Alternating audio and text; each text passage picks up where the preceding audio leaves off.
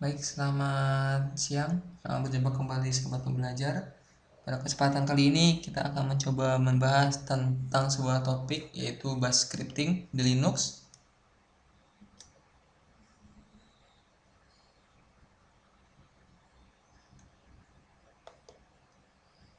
Pertama kita akan bicara tentang shell. Nah, shell ini adalah sebuah program yang seperti user interface itu bisa digunakan untuk mengolah data berupa input dari user atau dari sebuah file yang ada. Nah, selanjutnya shell itu beberapa jenis. Yang pertama bash atau born again shell. Ini dikembangkan oleh Brian Fox dan Chad Remy dari Free Software Foundation. Kemudian KSH atau Korn Shell. Ini dikembangkan oleh David Korn dari AT&T Bell Labs. Kemudian ada CSH atau C-Shell. Ini dikembangkan oleh Bill Joy dari University of California untuk BSD Linux. Kemudian ada TCSH, ini dikembangkan oleh Bill Joy. Nah, bash ini adalah sebuah varian dari shell programming yang biasanya digunakan di Linux. Sedangkan cron tab itu kalau misalnya di Windows kita punya schedule task, sedangkan di Linux kita punya cron tab yang digunakan untuk menjalankan suatu fungsi atau task atau kegiatan tertentu yang sudah kita jadwalkan sebelumnya untuk dilaksanakan pada suatu waktu tertentu. Contohnya ialah kalau kita ingin menjadwalkan untuk memakai komputer secara otomatis, kemudian menyalakan alarm secara otomatis, dan lain sebagainya. Sedangkan history itu sifatnya seperti sebuah sejarah, jadi dia mencatat seluruh transaksi atau seluruh aktivitas perintah yang telah kita masukkan ke dalam program, dan suatu saat perintah yang telah kita masukkan tersebut dapat kita kembali melewati history ini. Nah, kunci tab itu pada shell itu digunakan, jadi kalau misalnya kita ingin meneruskan sebuah kalimat atau perintah yang sebelumnya sudah pernah kita masukkan, maka kita cukup menggunakan kunci tab ini, akan terisi otomatis perintah yang akan kita masukkan tersebut secara penuh atau secara menyeluruh tanpa kita harus mengetikkan sebelumnya. Jadi cukup kita mengetikkan tab setelah perintah yang kita masukkan. Nah, kemudian kita akan membahas tentang beberapa arti dari sebuah perintah yang ada. Yang pertama, jika ada perintah cat bash profile. Nah, cat ini digunakan untuk melihat isi dari file. Jadi artinya di sini kita akan melihat isi dari file bash profile. Sedangkan tanda seperti cacing ini adalah direferensi dari C-Shell. Jadi merupakan referensi dari C-Shell-nya.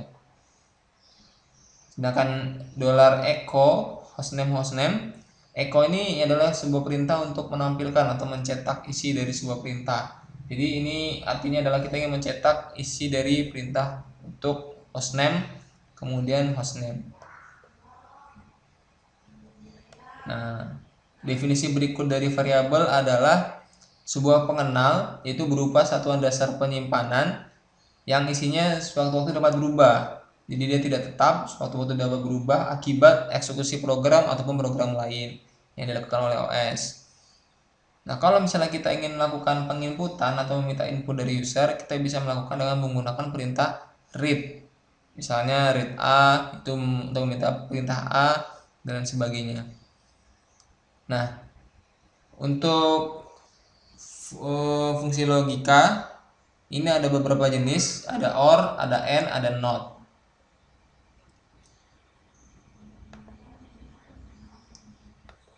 Nah, kalau OR kita cukup menuliskan statement pertama, kemudian minus O, kemudian diikuti oleh statement kedua. Nah, kalau N kita cukup mengetikkan statement 1, kemudian diikuti dengan minus N, kemudian diikuti dengan statement kedua. Nah, untuk negasinya atau penolakannya atau perlawanannya kita cukup menggunakan tanda huruf seru kemudian diikuti dengan statementnya. Itu berarti kebalikan dari arti dari statement tersebut. Nah, fungsi percabangan di bash scripting ini juga ada, bisa menggunakan if, bisa menggunakan case.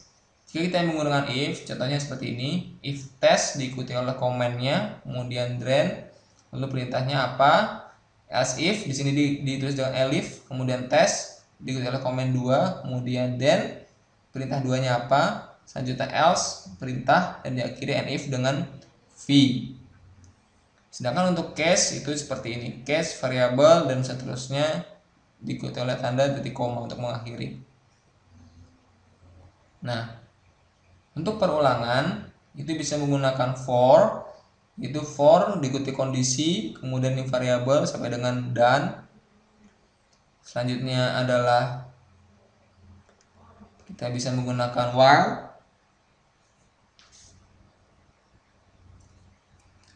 while kondisi, do perintah, kemudian dan. Kemudian yang terakhir adalah select var name, in, dan seterusnya sampai dengan dan. Nah, kemudian kalau untuk operasi aritmatika di bash scripting itu sama, tambah, kurang, bagi, kali. Nah, untuk pangkat yang berbeda adalah tanda bintang 2. Untuk modulo atau sisa bagi menggunakan persen.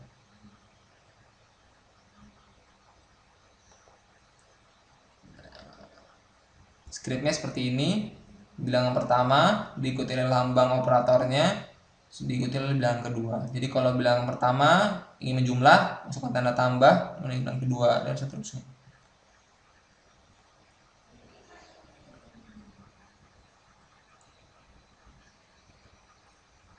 Baik, itu mungkin sekilas tentang bash scripting.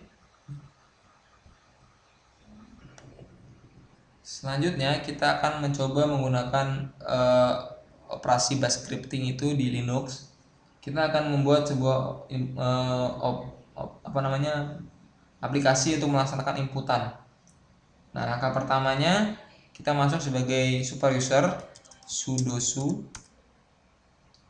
Setelah kita masuk passwordnya, maka akan masuk ke rootnya, kemudian masuk ke text editor, bisa gedit atau nano. Sini saya menggunakan gedit. Kemudian nama file bebas, sini saya menggunakan halo. Nah, kemudian setelah itu silakan teman-teman ketikkan coding seperti ini. Clear printf, masukkan nama, ini nama. Nah, di sini read itu berarti kita akan meminta penginputan berupa nama. Kemudian printf, masukkan RP Anda, dan seterusnya sampai dengan selesai. Di sini adalah done.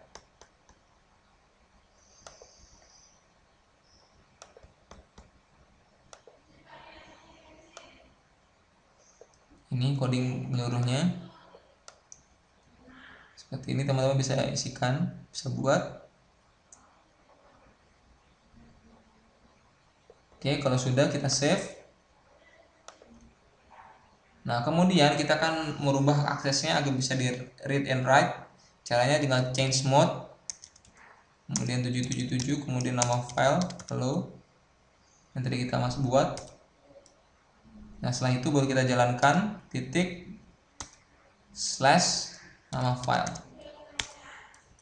Nah, kita masukkan nama.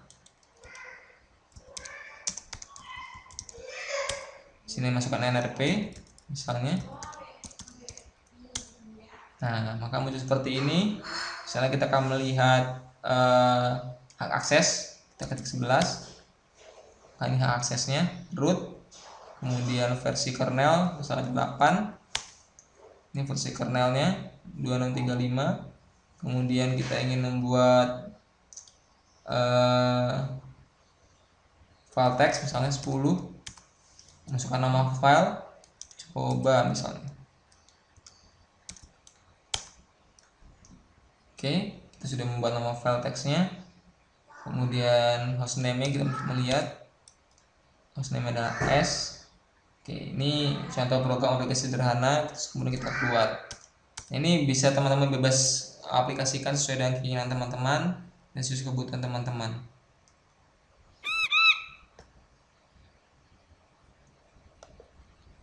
Sorry, ada sedikit gangguan. Oke, untuk berikutnya kita akan mencoba melaksanakan cron tab. Caranya kita buat dulu cron tabnya. Pertama kita akan melihat untuk membuat cron tab, kita buat dulu bash scriptnya. Caranya sama seperti kita membuat bash script sebelumnya, tinggal kita buat masuk sebagai super user sudo, kemudian su, kemudian masukkan teks editornya, bisa melakukan gedit atau yang lainnya. Sini saya mau gedit nama filenya, sini saya buat ucapan. Silakan buat teman-teman untuk membuat seperti ini. Kita ya di sini akan membuat sebuah aplikasi untuk memberikan ucapan selamat ulang tahun yang secara otomatis pada saat kita ulang tahun. Kalau sudah dibuat, kita save. Kemudian langkah berikutnya adalah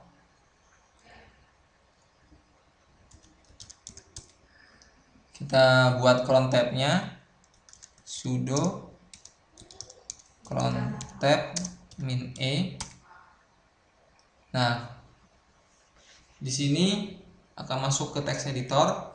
Nah, untuk cron tab di sini ada beberapa keterangan waktu di sini.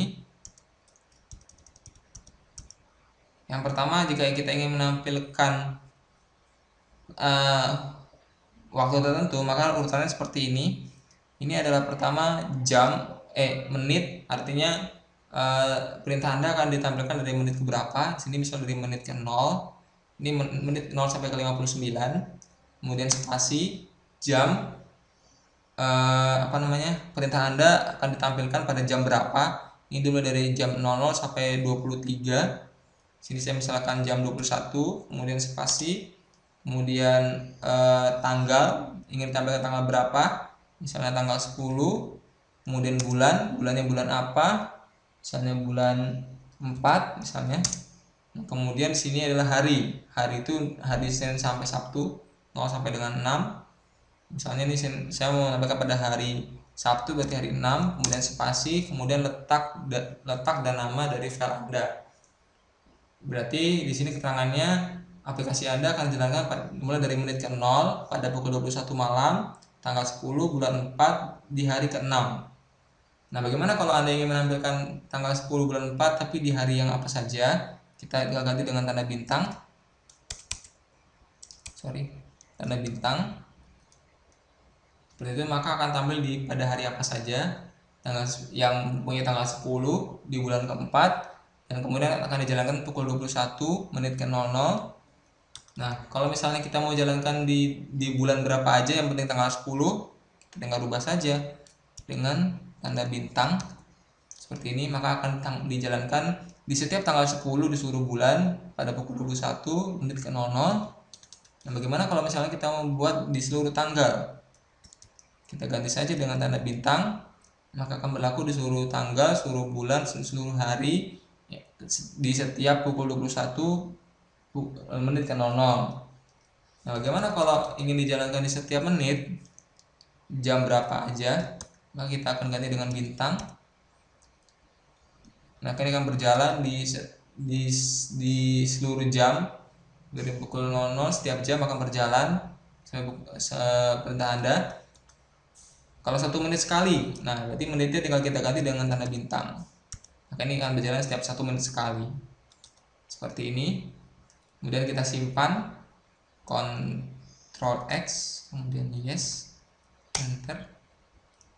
Nah, kemudian di sini akan muncul installing new cron tab. Cron tab Anda sudah diinstal dan kita tinggal tunggu aplikasinya. Nah, bagaimana kalau kita ingin jalankan di startup? Di startup tadi kita tinggal rubah saja tanda bintang ini menjadi add reboot. Maka ketika Anda simpan dan komputer Anda restart, maka perintah Anda akan dijalankan setiap kali pertama kali Anda reboot, yaitu pada saat startup. Baik, rekan-rekan sekalian, semoga apa yang saya sajikan pada kesempatan kali ini bisa bermanfaat bagi teman-teman semuanya. Selamat berjumpa di lain kesempatan. Assalamualaikum warahmatullahi wabarakatuh.